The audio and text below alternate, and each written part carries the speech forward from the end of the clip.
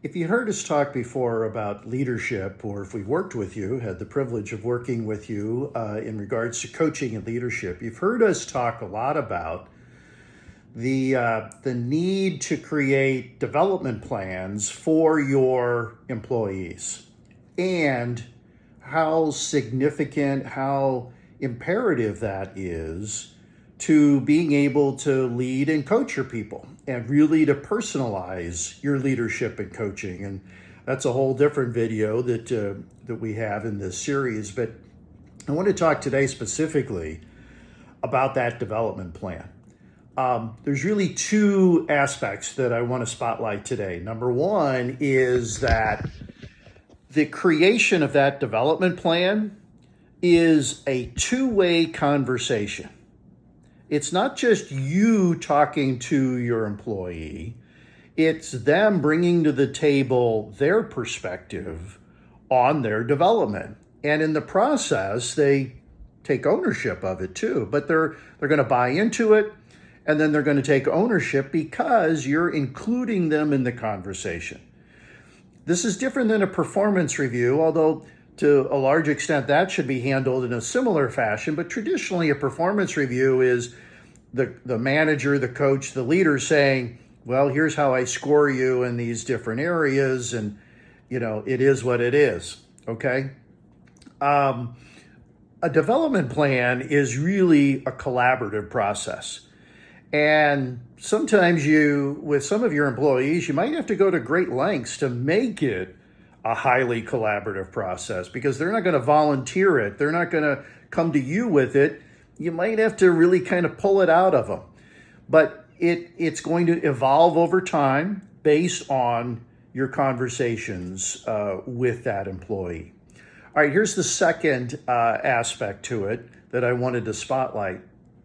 This is really, the word developmental is in there for a reason, because this is really to get the employee focused on not so much what am I doing today, because that's managing, that's operational, that's, kind of in the weeds, so to speak. Developmental gets them looking to the future, gets them looking down the road, and even, especially, challenging themselves to being better. What do I need to do or be doing bigger, better, and different to be more successful in the future, to be a greater contributor in the future, to, just meet my goals if I'm not meeting them now and exceed my goals if I am meeting them now? How do I be better? How do I level up and be an even better producer or performer in the future? That's what you're focused on. So, to me, there's always been three general components to a development plan. Number one is strengths. We got to identify those strengths in order to build on them. All right.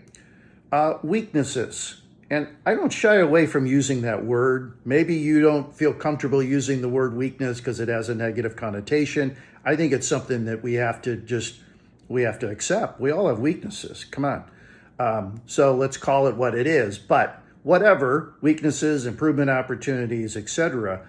That's number two. Number three is priorities.